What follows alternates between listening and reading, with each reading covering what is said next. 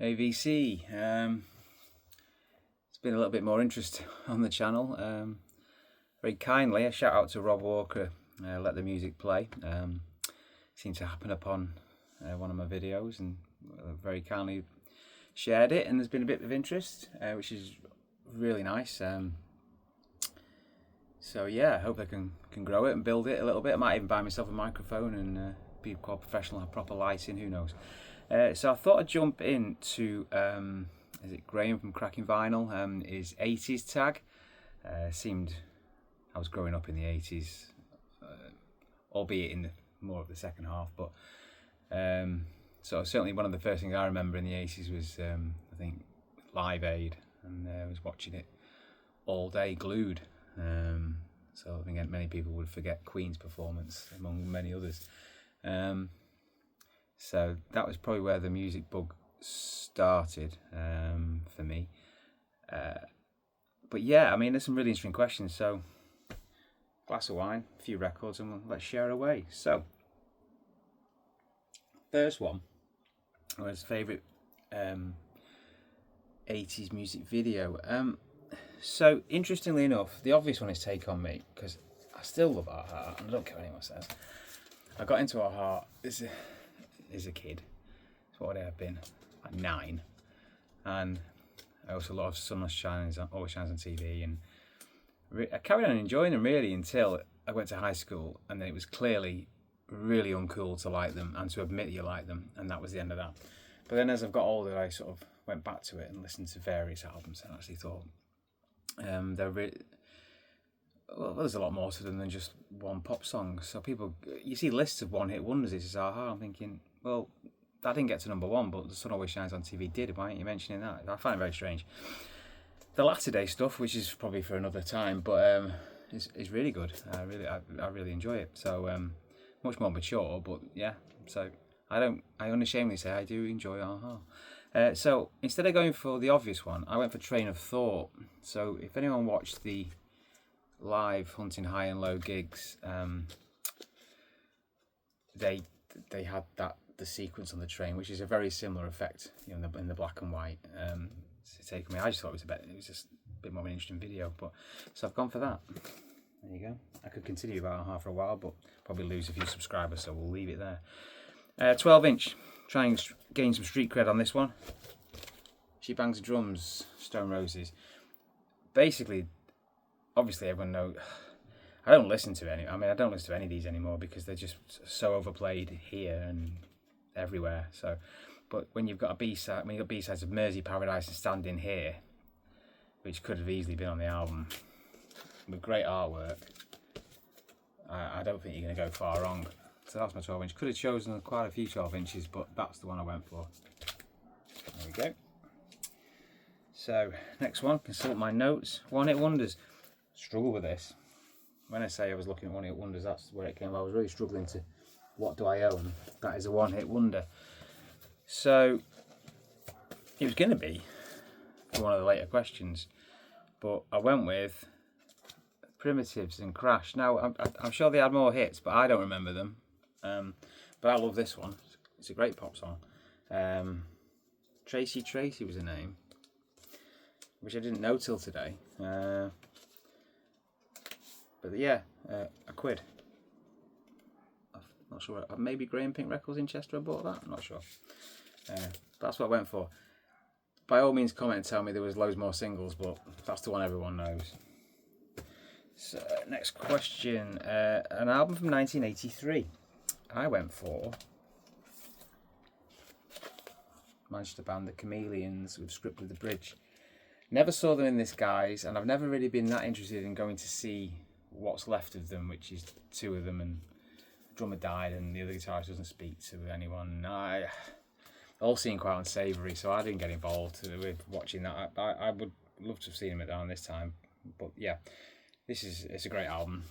Very dark, reverb sort of driven,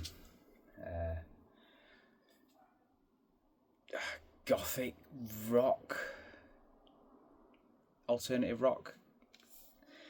But on here, Don't Fall, Monkeyland, Second Skin, Up the Down Escalator, Less Than Human, Purse isn't safe anywhere these days. I mean, there's so many. I mean, there's not really a bad song on that one.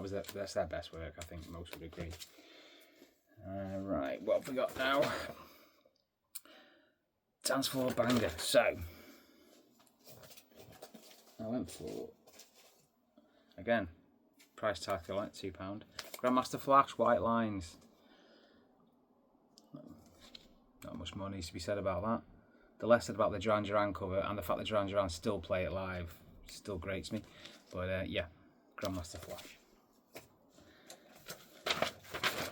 We have an LP. I've abbreviated these, but it's an LP cover that sort of defines the 80s. I haven't got the one I wanted to choose, but if ever an album was going to define the 80s, it would be No Jacket Required by Phil Collins, because his face is on it and his face was everywhere. All it reminds me of is that horrible synth drum sound that is synonymous with 80s music. It's just all over the album. There's a lot of nice pop songs on there, you know what I mean, but I just can see his face, and his face was literally everywhere. He's on all his cover albums. He Genesis, it was everywhere, and all the videos. And so, although I don't have it, that's what I'm going for. So apologies for not showing it here, but you've all seen it before, and nobody needs to see it. Where are we? I think I've missed one, which was favourite 80s. Yeah, an album by your favourite 80s band. Well, the band is R.E.M. Could have chosen any of them. I was going to show you this, which I'm showing you now, Fables, which is possibly my favourite, but my current favourite just this moment in time is Last Fitch Pageant. Interesting story. This is the Mo-Fi version. The story, our band was drunkenly one evening, it was someone we know, it was their 50th around COVID time. So when COVID finished, we sort of we were drinking, and it was mentioned she liked R.E.M. I said, I've been to R.E.M. a few times, one of my favourite bands. So me and the guitarist at the time said, maybe we'll do half an hour on your party, because the party was at the venue where we play. We'll do half an hour and just play some R.E.M. songs. I went, yeah, that'd be fun. This became the full band and became a 45-minute set. Much to the chagrin of the band, really, who didn't and don't like R.E.M. So there was some quite intense rehearsals, and the only person who probably really enjoyed it was me. Sans cap, blue makeup across the face, look quite authentic. Cracking set list as well. Pretty Persuasion was in there. These Days, Man on the Moon. I mean, I've been playing in bands for years, and I can't remember any stage diving going on, and it was all going off of Man on the Moon. So yeah. Anyway, interesting story. Next question is, bear with me a sec, which I've now lost. What did I do with that then? Where are we? Here we are. So, Live Aid, favourite band. Queen's an obvious one because it was a great performance, but I went with, I can find it, a band who there's another backstory to this, but I'm not going to go down there on this occasion, but I do have a side project. U2. Famously, Bono was supposed to play 3 songs, and then he basically dragged out Bad for the best part of 12 minutes, which involved jumping off the stage but struggling to get back up whilst dancing with Poor Unsuspecting Female. And the songs went on and on and on. So they were supposed to play Pride in the Name of Love and then didn't have time. So they thought they'd blown it, I believe, but actually it was quite a cool performance. So that's my choice, and that's their first album. Boy. Right. Big hair. Loads of people had big hair in the 80s. It was everywhere. Big hair everywhere. I went with a band I didn't mind so much because I was young. Got a lot of big hair going on there. I mean, Stevie Nicks in the 70s, it looked great, but look at that hair. What the hell was that? hairspray everywhere, literally everywhere. Even when they haven't got much hair, there's just a lot of hair. So Fleetwood Mac.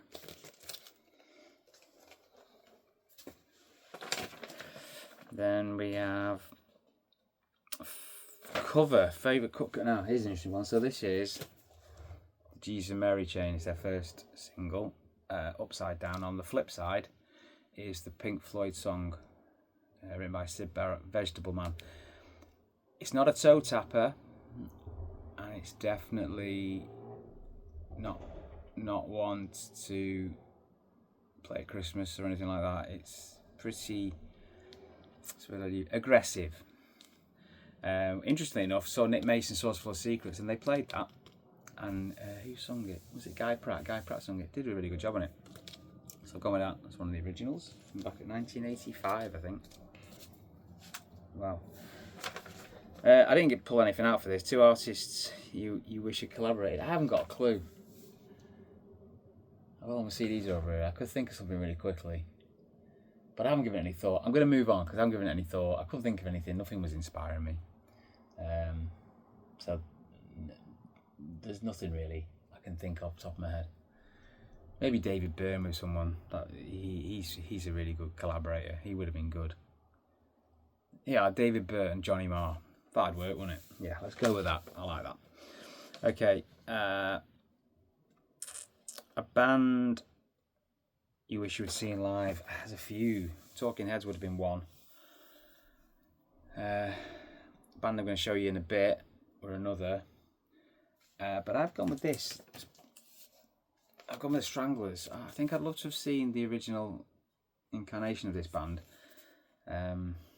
I find the albums quite patchy, but there's some amazing stuff on them there. So I reckon there'd be a live band, and then they're still a great live draw now, aren't they? But there's nobody left apart from the bass player.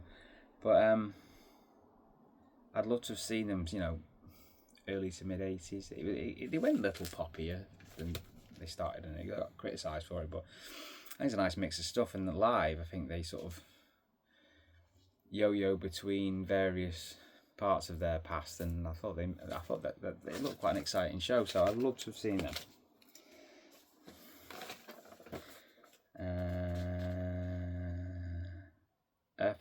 I've done these in the wrong order because this is what happens with this, but don't worry about it. We're not keeping count. I've forgotten Gem, so another band I would have liked to have seen. Galaxy 500. I'm a huge Luna fan. Anything Dean Wareham does, I'm usually not far behind. This is On Fire, probably their most complete album. Just a great three-piece. He's not got the best voice. They're probably not the best musicians, but they just create something a little bit different at the time. And I think it's, when you listen back, even with some quite primitive production values, I still think it sounds great. So yeah, Galaxy 500, they did 3 albums and a live album. More polished when he formed Luna, and with the 2 guitars, I do feel worked better. But this is where Dean Wareham started, so really cool. So which order have I missed now? God knows. We'll just pick stuff we haven't done. Synth pop album. I mentioned them before. We'll mention them again. We'll go for Scoundrel Days. Of their early stuff, that's the best one. Way better. The first album's terrible apart from the singles. This is really good, I think. I think when you open with Scoundrel Days, Swing of Things, and I've Been Losing You, you're not going to go far wrong. It's got Looking for the Whales, Cry Wolf, Manhattan Skyline, Weight of the Wind. This is really good. It's less synthy than the first one, and there's more guitar in there, but it's still essentially a synth pop album. Still sounds great to me. More subscribers lost. Right. A movie, something from a movie. Went with this one. I didn't actually know it was in a movie. I had to do some Googling here. On this album, So by Peter Gabriel, big fan of Pete. I've got the box set of this. So I've got an original here too. In Your Eyes, which he still closes his shows with. So the Cameron Crowe film called Say Anything. I had no idea. So I've gone with that. Okay. We're getting towards the back end of this now. Hairbrush Song. Loads. Duran Duran and Aha were very much my hairbrush things. I went to a disco, school disco. I would have been about 9-ish, and I turned up with a bomber jacket, hair gel, stole some of my mum's makeup. I can't remember what else. Jeans, just looked normal really, just with a bit of hairspray. I walked up and they said, "What have you come as?" It was a fancy dress disco. "Have you come as?" I said, "Simon Le Bon." Walked in. Right smile from the teacher. I always remember that. I've gone with, there was two I couldn't choose, so I went, one option was the Cult, Shisha Sanctuary. But I had to give it to Toto, Africa. I still bust that out now if that comes on. I'm hitting the high notes. Let's go. It's a fantastic tune. It's just a gem. So there you go. No uncool selections, but all good. Band you'd love to see reform. Spaceman 3. I'm convinced it may happen in the next few years. I don't know why I think that, but I think it may. But the two are talking, but mainly through legal things, about things that are out of their control that they're trying to sort. Maybe. If you don't know Spaceman 3, you should. This is their last album, which is almost like a solo album on one side and the other solo on the other, but still great. Spaceman 3, okay, nearly there.